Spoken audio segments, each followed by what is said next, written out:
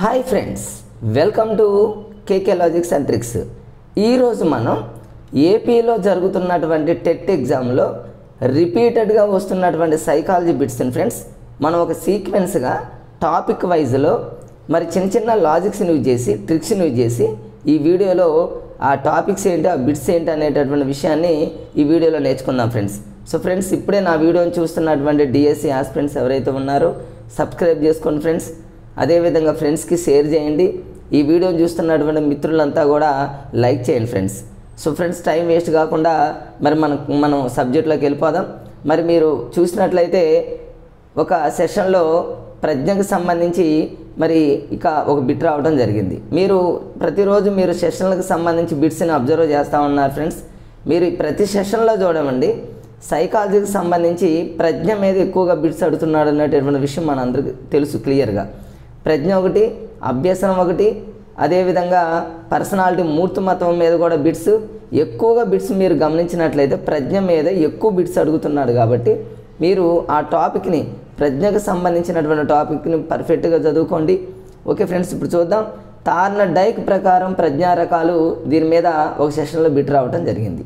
So ఒక bit అడిగాడు కాబట్టి మనం ఈ టాపిక్ మొత్తాన్ని ఒక 1 మినిట్ 1 or 2 మినిట్స్లో లాజిక్గా నేర్చేసుకుందాం ఫ్రెండ్స్. తార్న డైక్ ప్రకారం ప్రజ్ఞా రకాలు అనగానే మనకు 3 గుర్తు రావాలి ఫ్రెండ్స్. ఒకవేళ మనకు గుర్తు రావు, ఏంటవి? అమూర్త ప్రజ్ఞ. జనరల్గా మనం చదువుకున్నట్లయితే 3 రకాలు అవి తెలుసు ఫ్రెండ్స్. ఒకటి అమూర్త ప్రజ్ఞ, రెండోది యాంత్రిక ప్రజ్ఞ, మూడోది వచ్చి ఫ్రెండ్స్ సాంఘిక ప్రజ్ఞ. ఈ 3 రకాల ప్రజ్ఞలు అనేవి చాలా చాలా ఇంపార్టెంట్ అనేటటువంటి విషయం తెలుసు. ఆల్రెడీ టెట్ ఎగ్జామ్లో మరి అడగటం జరిగింది. కాబట్టి మరి ఈ 3 రకాల ప్రజ్ఞలను ఎలా గుర్తుపెట్టుకోవాలి, ఎట్లా గుర్తుపెట్టుకుంటారండి ఫ్రెండ్స్? దీన్ని తార్న డైక్ అంటే మీకు గతంలో వీడియోలో చెప్పడం జరిగింది. తార్న డైక్ అనే పదాన్ని మీరు ఎలా లింక్ చేసుకుంటారండి ఫ్రెండ్స్? తార్న డైక్ని తార్ రోడ్డు అని గుర్తుపెట్టుకోండి. తార్ రోడ్డు మీకు జనరల్గా తార్ రోడ్డు అనేటటువంటి విషయం మనందరికీ తెలుసు. ఆ తార్ రోడ్డు మీద ఎవరైనా చూడండి ఫ్రెండ్స్ బైక్ మీద ప్రయాణం చేస్తారన్న విషయం మనకు తెలుసు. తార్న డైక్ అంటే తార్ రోడ్డు మీద వెళ్ళే బైక్ అని గుర్తుపెట్టుకుంటే అన్నీ వచ్చేస్తాయి. ఇది చూడండి, తార్ రోడ్డు మీద మనం బైక్ మీద వెళ్తూ ఉన్నాం అనుకోండి ఫ్రెండ్స్, చాలామంది ఏమనుకుంటారంటే అమ్మో చాలా జాగ్రత్తగా వెళ్ళాలి. ఎందుకంటే హాస్యంగా ఫ్రెండ్స్. ఇప్పుడు తార్న డైక్ ప్రకారం ప్రజ్ఞా రకాలు అనగానే 3, మరి ప్రజ్ఞకు సంబంధించి చాలా రకాలు ఉన్నాయి ఫ్రెండ్స్. మరి ఇక్కడ ఒక 3 రకాలు అనే విషయం వెంటనే గుర్తుకు రావాలంటే తార్ రోడ్డు మీద బైక్ అనే పదం గుర్తుపెట్టుకుంటే అమ్మో తార్ రోడ్డు మీద బైక్ చాలా స్లోగా వెళ్ళాలి అనేది ఒకటి గుర్తొస్తే అమూర్త ప్రజ్ఞ అని గుర్తొస్తుంది మనకి. ఇక అమూర్త ప్రజ్ఞ అంటే మన అందరికీ తెలుసు, ఇదే టెట్లో అడిగినటువంటి బిట్స్. అమూర్త అంటే మన కంటికి కనిపించినవి ఏవైతే ఉన్నాయో అవన్నీ అమూర్త ప్రజ్ఞ అనేది మనకు తెలుసు. మూర్త అంటే మన కంటికి కనిపించేవి, అమూర్త ప్రజ్ఞ అంటే మన కంటికి కనిపించినవి. అంటే అక్షరాలు కానివ్వండి, చిహ్నాలు కానివ్వండి, మాటలు కానివ్వండి, సంఖ్యలు కానివ్వండి, ఇవన్నీ జనరల్గా మీరు చదువుకుంటే వచ్చేస్తాయి. టెక్స్ట్ బుక్లో కానివ్వండి, మెటీరియల్లో కానివ్వండి. ఫస్ట్ మనకు ఆ 3 గుర్తు రావడానికి ఆ లాజిక్ చెప్పా ఫ్రెండ్స్.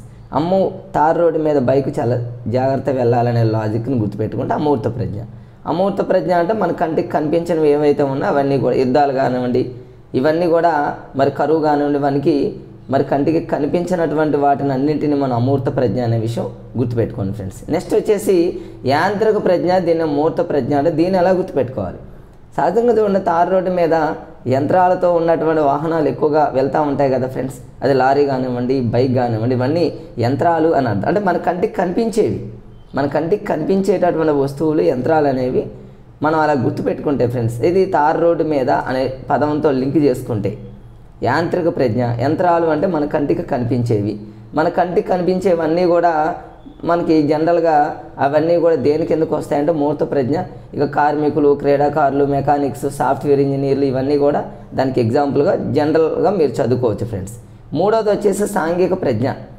సాంఘిక ప్రజ్ఞ అనే దాన్ని కూడా తార్ రోడ్డు మీద అనే పదంతో ఎలా లింక్ చేస్తారంటే ఫ్రెండ్స్ చూడండి, ఇప్పుడు తార్ రోడ్డు మీద ఒక సమాజమే నడుస్తుంది, ఒక సమాజం అనేది దాని మీద సాంఘిక ప్రజ్ఞ అనే పదం మనకు తెలియగానే దానికి ఎగ్జాంపుల్స్ అన్నీ వస్తాయి.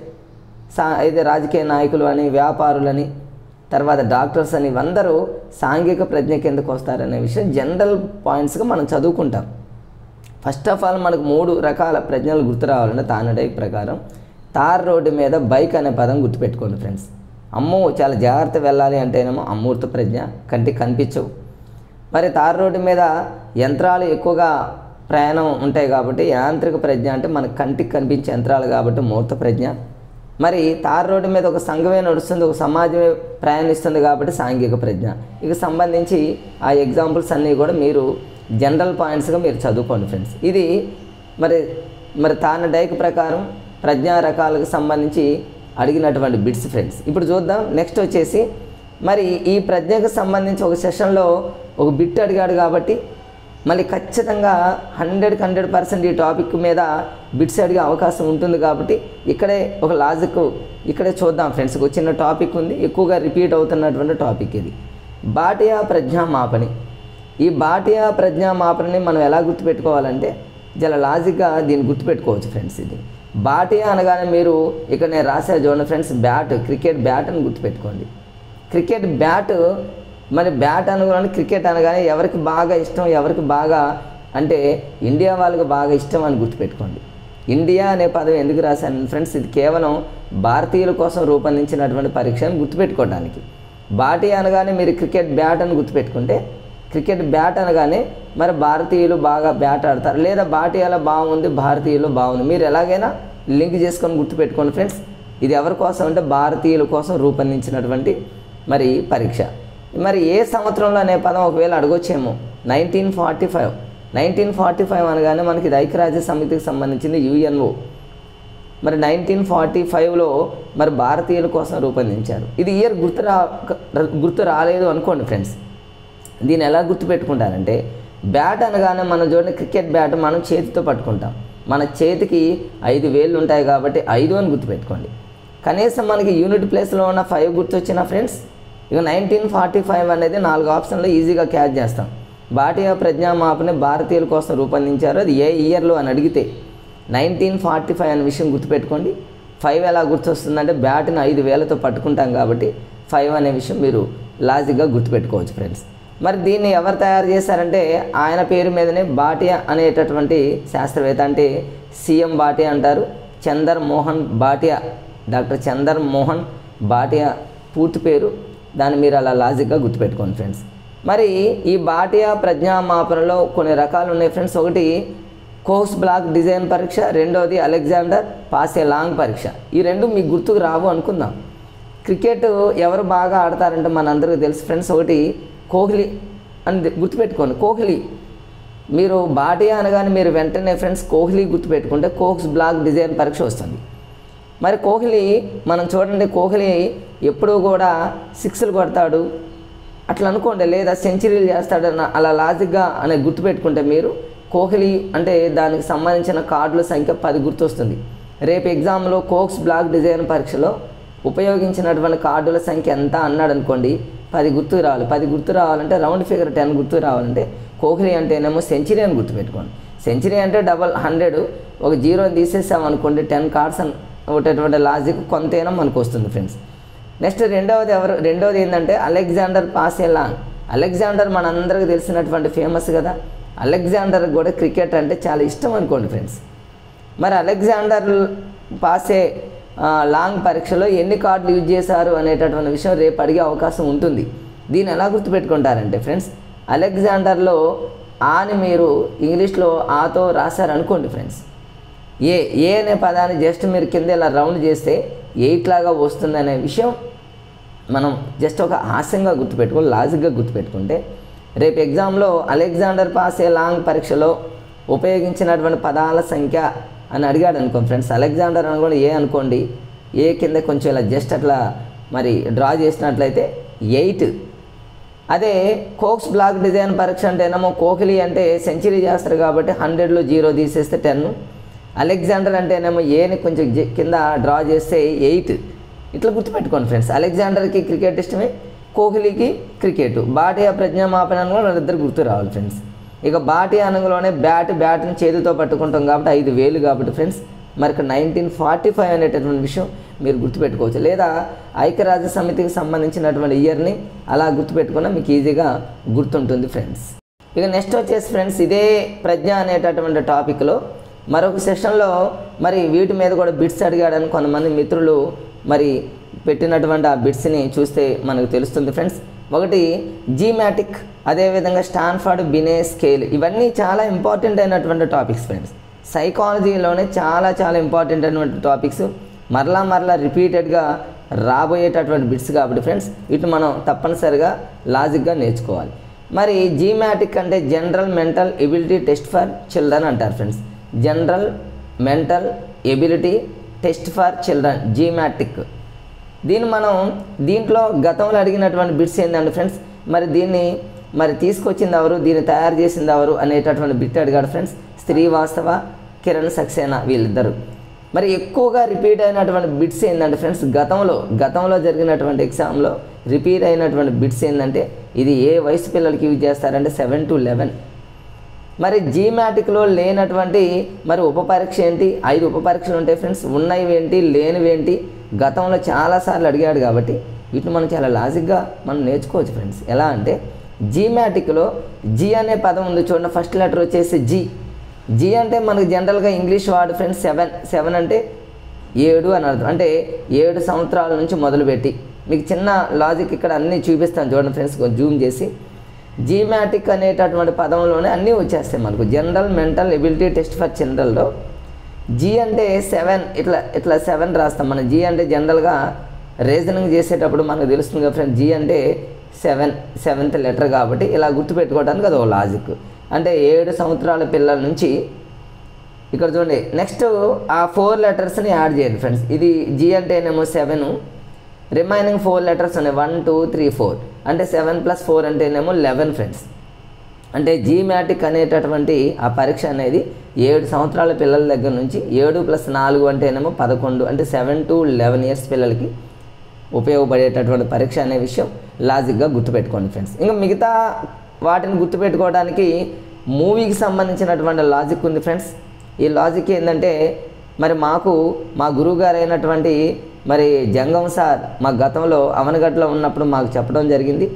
ఇది ఎప్పటికీ మర్చిపోం. చాలామందికి తెలిసినటువంటి లాజిక్కే ఫ్రెండ్స్, తెలియని వాళ్ళకి యూజ్ అవుతుంది అనేటటువంటి ఉద్దేశంతో 7 ఇక్కడ నేను చూడండి 7/G అని రాశా ఫ్రెండ్స్. ఆల్రెడీ జీమాటిక్లో పైన నేను ఏం చేస్తారంటే 7/G, ఎందుకంటే 7/G బృందావన కాలనీ అనేటటువంటి మరి సక్సెస్ అయినటువంటి మూవీ, వాస్తవంగా జరిగినటువంటి మూవీ. అలా మీరు గుర్తుపెట్టుకుంటే అన్నీ వచ్చేసినట్టే ఫ్రెండ్స్. చూడండి ఇక 7/G బృందావన కాలనీ అనే విషయం గుర్తుపెట్టుకుంటే అది సక్సెస్ అయింది, బాగా ఆడింది కాబట్టి సక్సేనా.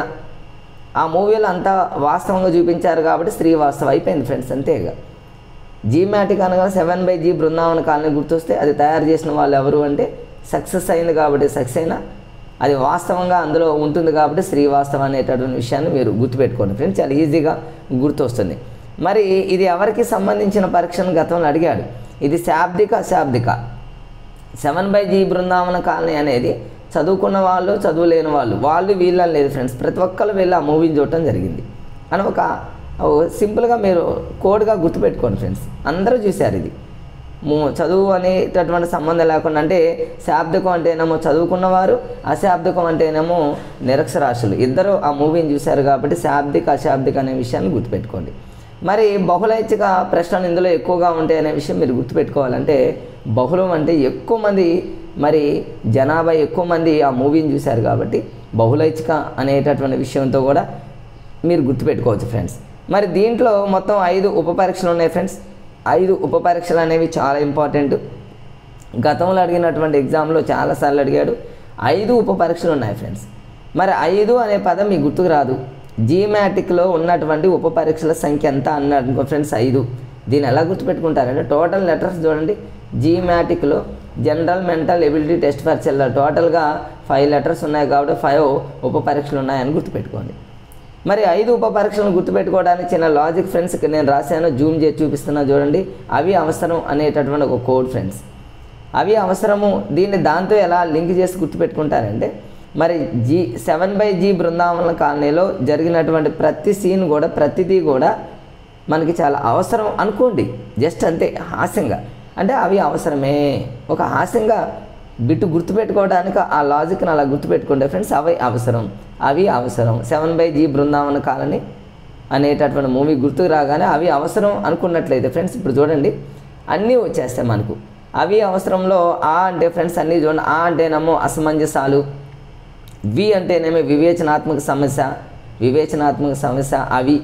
మళ్ళీ ఆ రిపీట్ అయింది కాబట్టి అంకెల శ్రేణి. వా అంటేనేమో ఫ్రెండ్స్ వర్గీకరణం.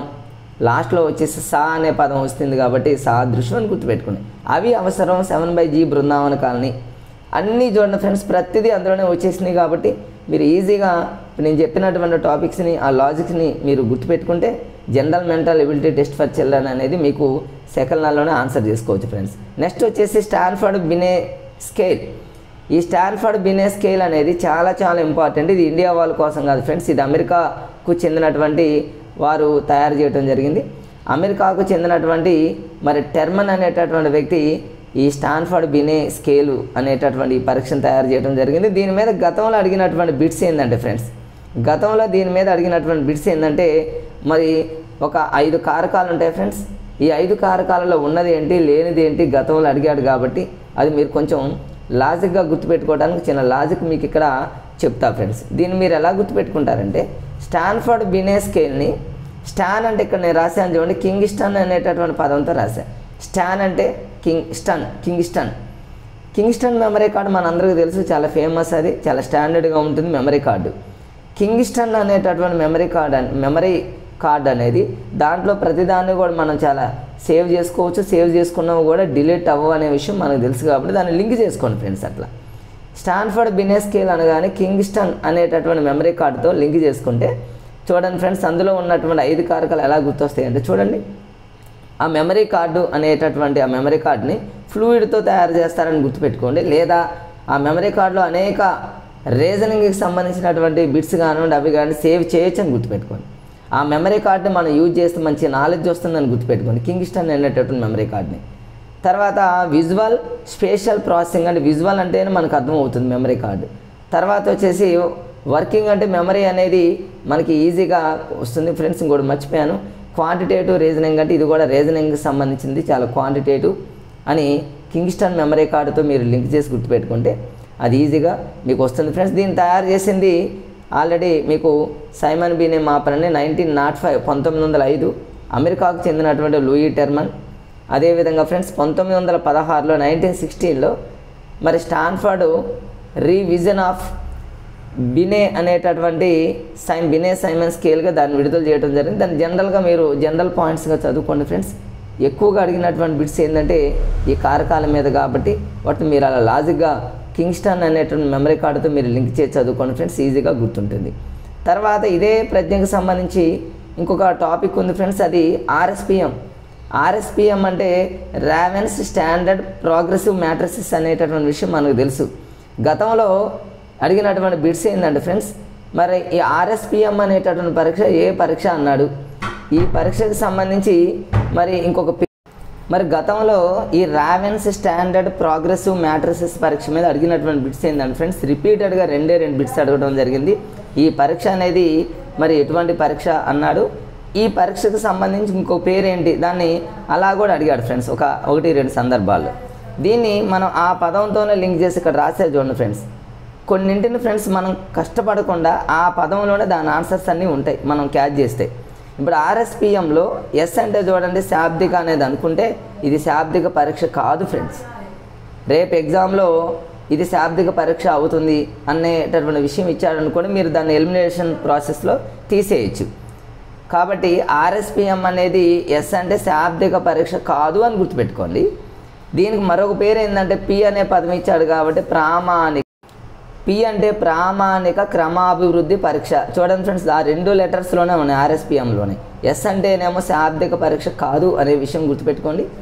పి అంటే ఫ్రెండ్స్ ప్రామాణిక క్రమాభివృద్ధి పరీక్ష అనేటటువంటి మరొక పేరు ఉందనే విషయం కూడా గుర్తుపెట్టుకోండి. ఎక్కువగా దీని మీద అడిగినటువంటి మరి బిట్స్ ఇవి 2 ఫ్రెండ్స్. దీన్ని తయారు చేసింది ఎవరు అంటే రావెన్స్కి సంబంధించి కాబట్టి రావెన్స్, ఆయనకు తోడుగా కాంట్లు వీళ్ళిద్దరూ మరి కలిసి దాన్ని తయారు చేయడం జరిగింది. కాబట్టి ఫ్రెండ్స్ మీరు రావెన్స్ స్టాండర్డ్ ప్రోగ్రెసివ్ మ్యాట్రిసెస్ పరీక్షని మరి 2 రకాలుగా మీరు లాజిక్గా గుర్తుపెట్టుకోండి. జనరల్గా ఉన్న పాయింట్స్ని మీరు చదువుకోవచ్చు ఫ్రెండ్స్. నెక్స్ట్ చూద్దాం, ఇది ఆల్రెడీ రిపీట్ అయినటువంటి బిట్స్ మరలా పీడిఎఫ్లో రావడం జరిగింది. మళ్ళీ ఒక సెక్షన్లో దీని మీద ఒక సెషన్ కాదు ఫ్రెండ్స్, 27వ తారీఖు 28, 29 3 రోజుల్లో 3 రకాలుగా దీని మీద బిట్స్ రావడం జరిగింది. మరి చూడండి దీని హోవార్డ్ గార్డెనర్ బహుళ ప్రజ్ఞా రకాల మీద గతంలో చాలాసార్లు అడిగాడు, మళ్ళీ రిపీట్ చేస్తూ ఉన్నాడు ఫ్రెండ్స్. దీన్ని ఎలా గుర్తుపెట్టుకోవాలి? గతంలో దీని మీద వచ్చినటువంటి బిట్స్ ఏంటంటే ఫ్రెండ్స్, ఈ హోవార్డ్ గార్డెనర్ బహుళ ప్రజ్ఞా రకాలు మొత్తం 8. ఇది ఒక విషయం గుర్తుపెట్టుకోవాలి లాజిక్గా, గతంలో అడిగాడు కాబట్టి.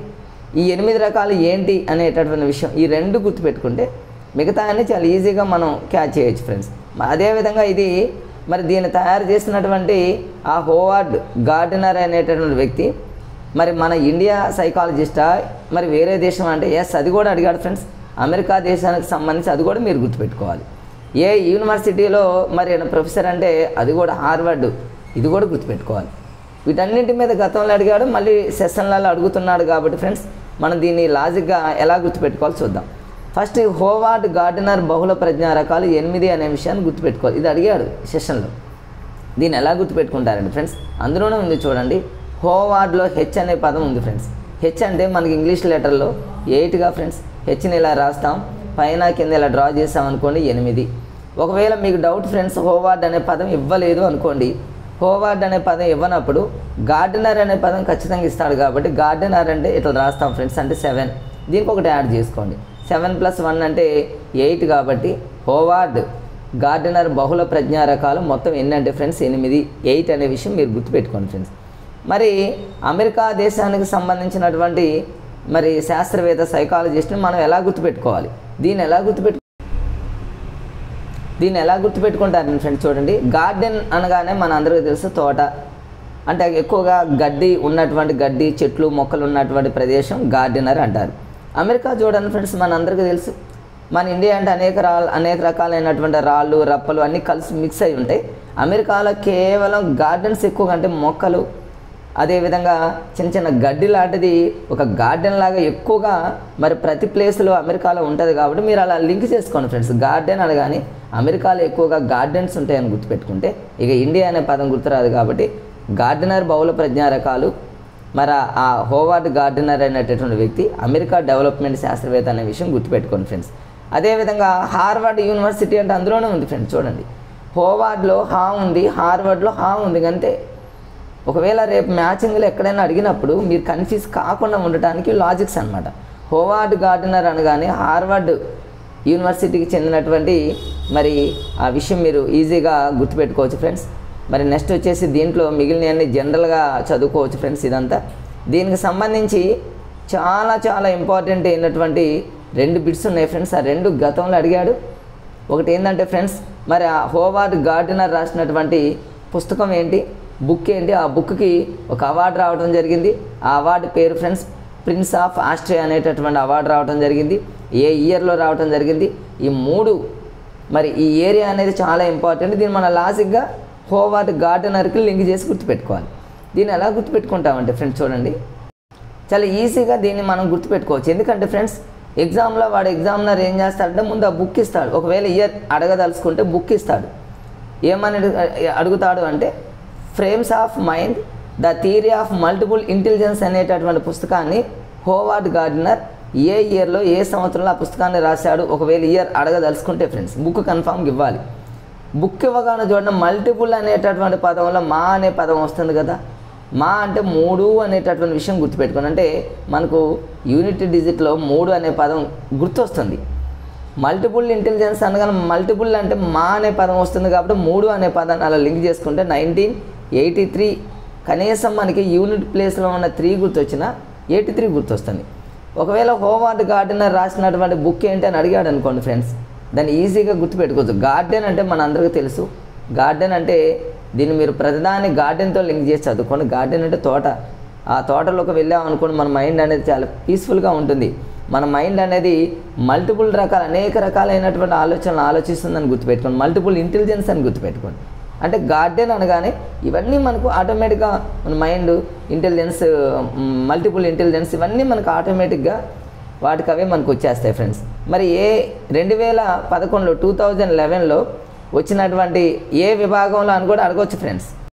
మరి 2 విభాగాలను గుర్తుపెట్టుకోండి ఫ్రెండ్స్. సైన్స్ ఒకటి ఉంటుంది, సోషల్ ఒకటి ఉంటుంది. ఇక్కడ చూడండి సోషల్ మరియు సైన్స్ 2 ఇచ్చాడు కాబట్టి ఆ 2 విభాగాలలో మరి ఆ బుక్కి అవార్డు రావడం జరిగింది. ఆ అవార్డు పేరు అడిగాడు గతం ఫ్రెండ్స్ ఆ అవార్డు పేరు ప్రిన్స్ ఆఫ్ ఆస్ట్రియా. దీన్ని ఎలా గుర్తుపెట్టుకుంటారంటే గార్డెన్ అనగానే మనకు తోట అనేటటువంటి విషయం తెలుసు కదా ఫ్రెండ్స్.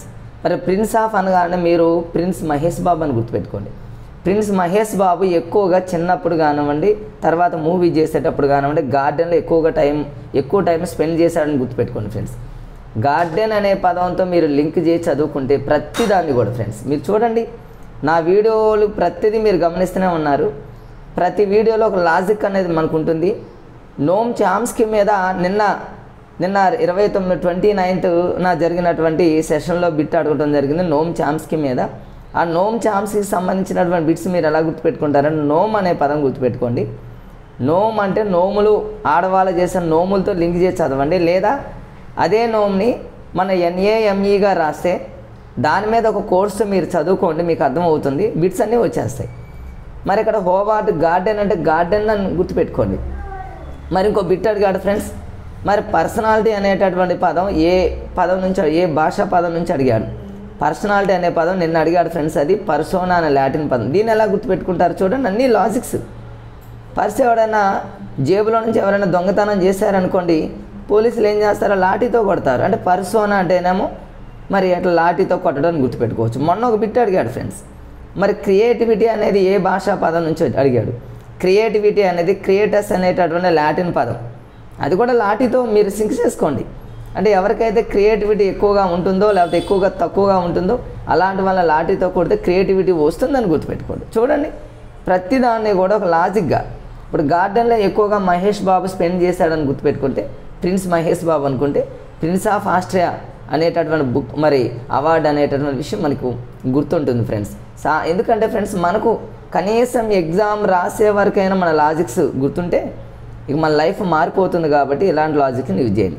మొత్తం 8 రకాలు అయినటువంటి మరి ఇవి బహుళ ప్రజ్ఞా రకాలు 8 అని చెప్పా ఫ్రెండ్స్. 8ని గుర్తుపెట్టుకోవడానికి కూడా హెచ్ అంటేనేమో ఇలా రాసుకుంటే హోవార్డ్లో హెచ్ ఉంటుంది కాబట్టి ఇలా 8 అనేది గుర్తుపెట్టుకోవచ్చు. గార్డెన్లో G రాసుకున్నా కూడా 7 + 1 8 అట్లనే మీరు గుర్తుపెట్టుకో. ఏంటి ఆ 8 అంటే మరి జనరల్గా చూడండి, గార్డెన్లోకి వెళ్ళాం అనుకోండి, మనకు మన భాష అనేది చాలా డెవలప్ అవుతుంది. అంటే అట్లా గుర్తుపెట్టుకోండి మీరుగా. ఇంక జనరల్గా మీరు అదన్నీ చదువుకుంటారు. భాషా ప్రజ్ఞ అనేది బహుళ ప్రజ్ఞలో ఒక రకం అని ఎలా గుర్తుపెట్టుకుంటారు అంటే భాష బాగా రావాలి అంటే మనం గార్డెన్లోకి పోవాలి. గార్డెన్లోకి పోతే భాష అనేది ఆటోమేటిక్గా వస్తుంది అనే విషయం గుర్తుపెట్టుకోండి. దీన్ని ఏమంటారంటే బుక్ స్మార్ట్ అంటారు. రేపు ఎగ్జామ్లో బుక్ స్మార్ట్ అనేటటువంటిది అనగానే మరి బుక్స్ బాగా ఎక్కడ చదువుతామంటే గార్డెన్లో చదువుతామని మీరు లాజిక్. ప్రతిదాన్ని మీరు గార్డెన్తో లింక్ చేసుకోండి ఫ్రెండ్స్.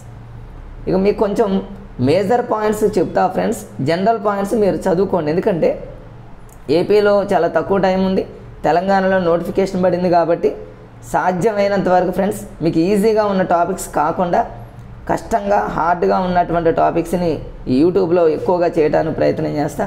మరి ప్లేస్టోర్లో యాప్ అనేది కొంచెం టైం అనేది ఎక్కువగా తీసుకుంటుంది కాబట్టి అది కొంచెం ప్రాబ్లంలో ఉంది కాబట్టి ఫ్రెండ్స్ ఎక్కువ వీడియో చేయడానికి ప్రయత్నం చేస్తా. నాకున్న టైంని మరి సేవ్ చేసుకుంటా ఫ్రెండ్స్. ఎందుకంటే మార్నింగ్ నేను స్కూల్కి 9కి వెళ్తే మళ్ళీ 4:30 వరకు నేను బయటకు వచ్చే పరిస్థితి లేదు కాబట్టి మరి సాధ్యమైనంత వరకు ఫ్రెండ్స్ రేపు హాఫ్ డే స్కూల్స్ వస్తాయి. హాఫ్ డే స్కూల్స్ అప్పుడు ఎక్కువ వీడియోస్ చేయడం జరుగుతుంది.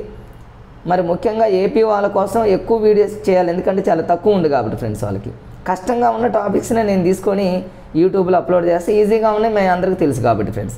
ఇప్పుడు చూడండి గార్డెన్తో మనం లింక్ చేసుకుంటే మనకు అక్కడ భాష బాగా వస్తుంది, లెక్కలు బాగా చేస్తాం. తోటలోకి వెళ్తే ఫ్రెండ్స్ మ్యాథ్స్ మనం చాలా ప్రశాంతంగా ఉంటుంది కాబట్టి దాన్ని మనం నంబర్ స్మార్ట్ అంటారు. ఇవన్నీ కొంచెం ఫాస్ట్గా మూవ్ చేస్తున్నా. దృశ్య ప్రాదేశిక ప్రజ్ఞ. దృశ్య అంటే మన ఆలోచన కానివ్వండి, మన దృష్టి కానివ్వండి ఆ గార్డెన్లో చాలా ప్రశాంతంగా ఉంటుందని గుర్తుపెట్టుకుని దాన్ని పిక్చర్ స్మార్ట్ అంటారు. శారీరక గతి సంవేదన ప్రజ్ఞ అంటే మన శరీరం కానివ్వండి, మన కండర వ్యవస్థ కానివ్వండి ఆ తోటలో చాలా పర్ఫెక్ట్గా ఉంటుందని గుర్తుపెట్టుకోండి ఫ్రెండ్స్. దీన్ని ఏమంటారంటే బాడీ స్మార్ట్ అంటారు. ఇక సంగీతం అంటే తోటల్లోకి వెళ్తే గార్డెన్లోకి వెళ్తే మన సాంగ్స్ మనకు తెలియకుండానే సాంగ్స్ పాడుతూ ఉంటాను గుర్తుపెట్టుకోండి. తర్వాత వ్యక్తిత్వ వ్యక్తంతర్గత ఈ 2 రకాల ప్రజ్ఞల మీద గతంలో నేను చెప్పడం జరిగింది, ఒక వీడియో చేశా ఫ్రెండ్స్. ప్రజ్ఞలో స్టార్టింగ్ మీదనే ఉంటుంది, దీని మీద బిట్స్ ఎప్పుడు రిపీట్గా అడుగుతున్నాడు ఫ్రెండ్స్. ప్రజ్ఞలో 2 రకాలు, వ్యక్తంతర్గత వ్యక్తంతర. ఈ రెండింటి మీద కన్ఫ్యూజ్ అవుతారని బిట్స్ అడుగుతున్నాడు, దాని మీద వీడియో చేశా ఫ్రెండ్స్.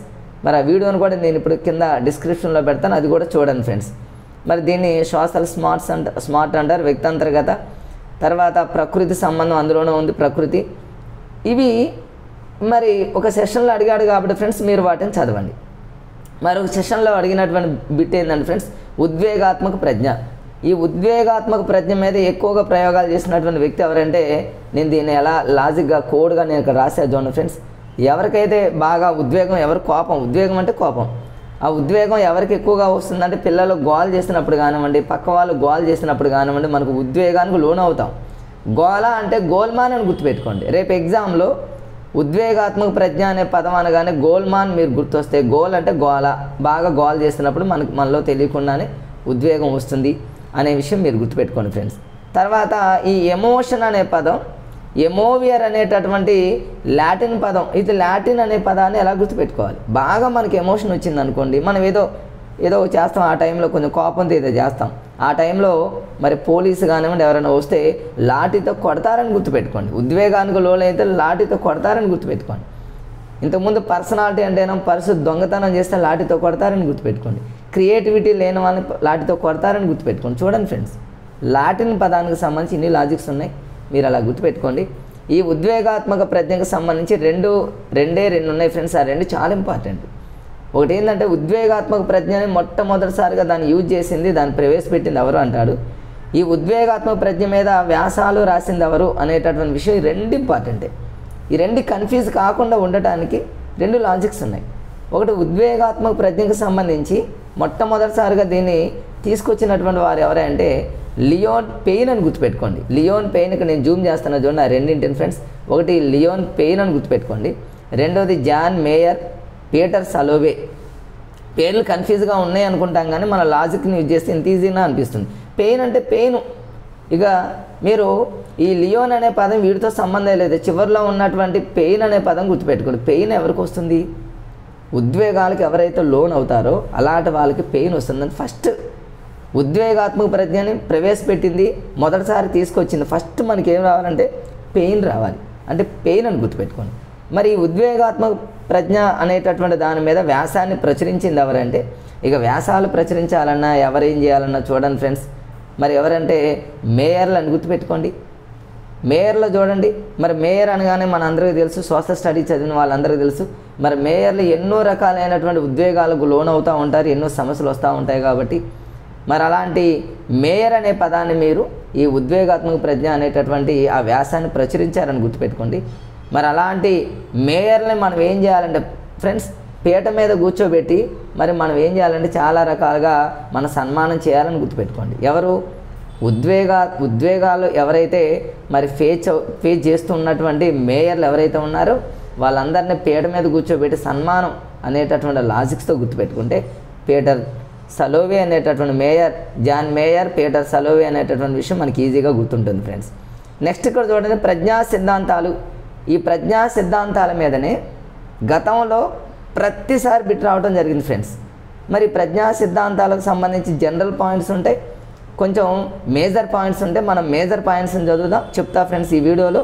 జనరల్ పాయింట్స్ మీరు సాధ్యమైనంత వరకు చదువుకోండి ఫ్రెండ్స్, ఈజీగా మీకు వచ్చేస్తాయి. ఎందుకంటే చాలా తక్కువ టైం ఉంది. ఈ తక్కువ టైంలోనే మరి కష్టంగా ఉన్న టాపిక్స్ని మీకు ఈజీ కోసం కొంచెం ఫాస్ట్గా మూవ్ అవుతున్నా ఫ్రెండ్స్.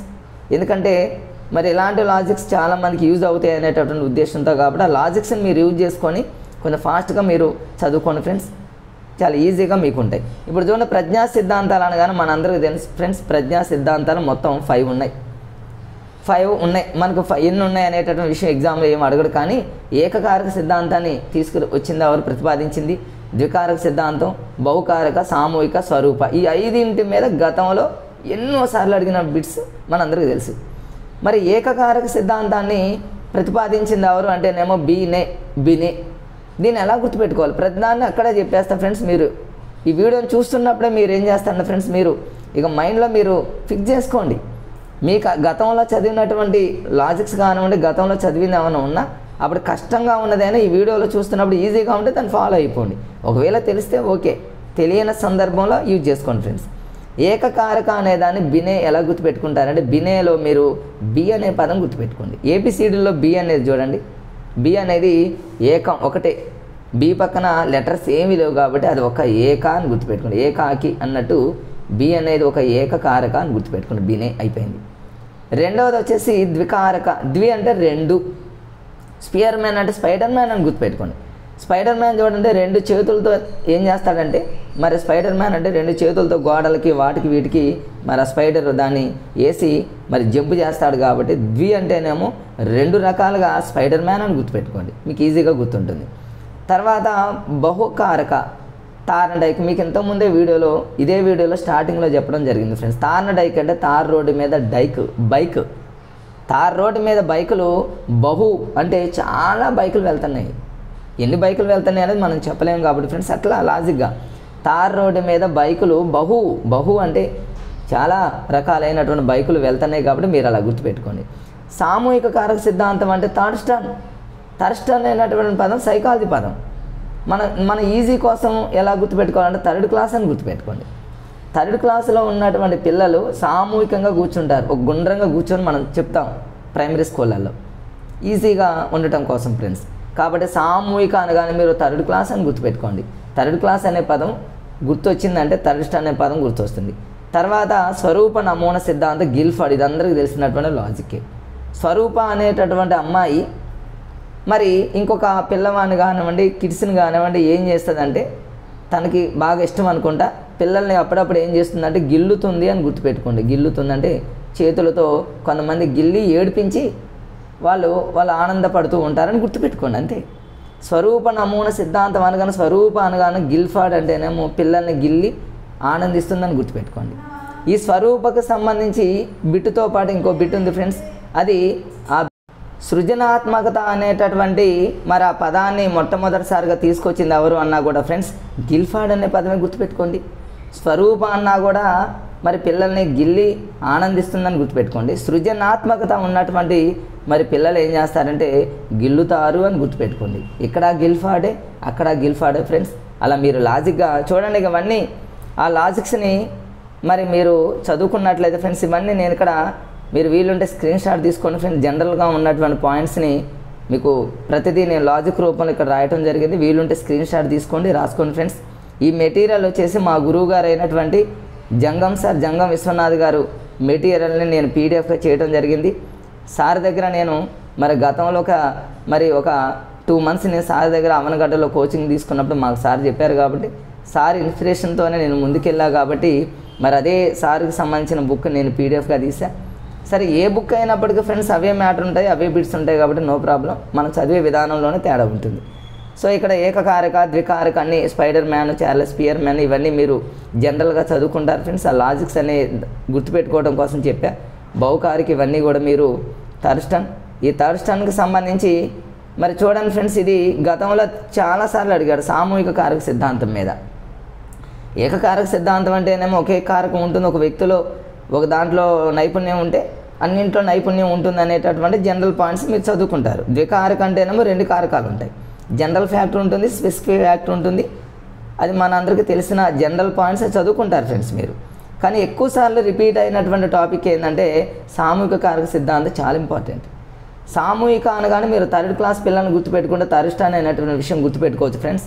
మీరు థర్స్టన్ అనేటటువంటి విషయం గుర్తుపెట్టుకుని సామూహిక కారక సిద్ధాంతం అంటే సామూహిక కారక సిద్ధాంతాన్ని ప్రాథమిక మానశక్తుల సిద్ధాంతం అని కూడా అంటారు. దీని ఎలా అంటే ప్రాథమిక పాఠశాలే కదా, థర్డ్ క్లాస్ అనేది ప్రాథమిక పాఠశాల కాబట్టి అలా లింక్ చేయండి ఫ్రెండ్స్. థర్స్టన్ను ప్రాథమిక తరగతి సామూహికంగా అన్నీ మీరు థర్డ్ క్లాస్తో మీరు గుర్తుపెట్టుకుంటే 7 సామర్థ్యాలు కూడా గుర్తొస్తాయి. 7 సామర్థ్యాలు ఎలా గుర్తుకు తెచ్చుకోవాలంటే థర్డ్ క్లాస్లో ఉన్నటువంటి పిల్లలు, ప్రాథమిక పాఠశాలలో ఉన్న పిల్లలు మరి సహజంగా ఏం చేస్తారంటే ప్రతి చిన్న విషయానికి ఏడుస్తూ ఉంటారని గుర్తుపెట్టుకోండి. థర్డ్ క్లాస్ పిల్లలు ఎక్కువగా ఏడుస్తారని గుర్తుపెట్టుకోండి. కాబట్టి 7 అనేటటువంటి పదం మీకు ఈజీగా గుర్తుంటుంది. మరి థర్డ్ క్లాస్లో ఉన్నటువంటి పిల్లలు ఇక్కడ ఒక గ్రంథం ఉంది ఫ్రెండ్స్, ప్రైమరీ మెంటల్ ఎబిలిటీ అంటే ప్రైమరీ అనే పదం అందులోనే ఉందిగా. థర్డ్ క్లాస్ అనేది ఫ్రెండ్స్ ప్రైమరీ తరగతి, ప్రైమరీ క్లాస్ కాబట్టి ప్రైమరీ అన్నీ అందులోనే ఉన్నాయి చూడండి. మనం దీనికి పెద్దగా చదవాల్సిన పని కూడా లేదు. థర్డ్ క్లాసు ప్రాథమిక పాఠశాల, ప్రైమరీ పాఠశాల, ఏడుస్తారు, సామూహికంగా అంటే గుండ్రంగా కూర్చుంటారు, అన్నీ అందులోనే ఉన్నాయి ఫ్రెండ్స్. మరి థర్డ్ క్లాస్ పిల్లల యొక్క సామర్థ్యాలు అలా ఉంటే చూడండి, వాళ్ళు మంచిగా సంఖ్యా సామర్థ్యం ఉంటుంది వాళ్ళల్లో. మీరు అలా లింక్ చేసుకోండి థర్డ్ క్లాస్ పిల్లలతో. లెక్కలు బాగా చేస్తారు. పదాలు చిన్నపిల్లలు కాబట్టి పదధారాలతో ఎక్కువగా ఉంటుంది. ఎప్పుడు పడితే అప్పుడు వాళ్ళు ఏం చేస్తారంటే శబ్దాలు చేస్తారని గుర్తుపెట్టుకోండి. శాబ్దిక అంటే శబ్దాలు చేస్తారని గుర్తుపెట్టుకోండి. గోల్ చేస్తూ ఉంటారు, ప్లేట్లు కొడతా ఉంటారు. మీరు చూడండి ప్రైమరీ క్లాసుల్లో.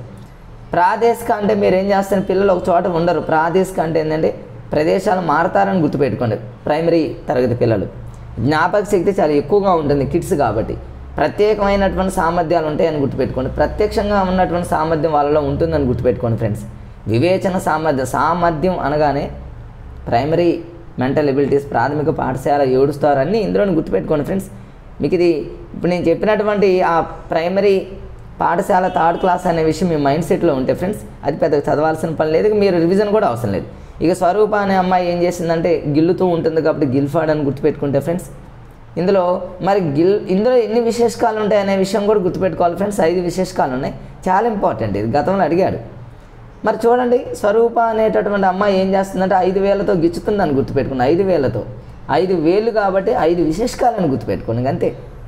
చూడండి ఇప్పుడు మరి ఆ విశేషకాలు వచ్చేసి ఫ్రెండ్స్, మరి ఇక్కడ మొత్తం 3 విశేషకాలు ఉన్నాయి ఫ్రెండ్స్. ఆ 3 విశేషకాలు మీ అందరికీ తెలుసు, చదువున్నారు, టెక్స్ట్ బుక్లో చదువున్నారు. మెటీరియల్లో ఉన్నదాన్ని కూడా నేను ఇక్కడ మీకు డిస్ప్లే చేస్తాను చూడండి ఫ్రెండ్స్. విషయాలు, ప్రచాలకాలు, ఉత్పన్నకాలు, ఈ 3 గతంలో అడిగాడు. దీని మీద నంబర్ ఉంటుంది, ఆ నంబర్ కూడా అడిగాడు ఫ్రెండ్స్. విషయాలు, ప్రచాలకాలు, ఉత్పన్నకాలు. ఈ విషయాల్లో మన సబ్ టాపిక్స్ ఉంటే అవి జనరల్గా చదువుకుంటూ వాటి మీద ఎక్కువగా బిట్స్ అడగలేదు. కానీ ఈ క్రింది వానలో మరి విశేషకాలు, మరి ఆ విశేషకాలు కానివేంటి అయినవేంటి అని అడిగాడు.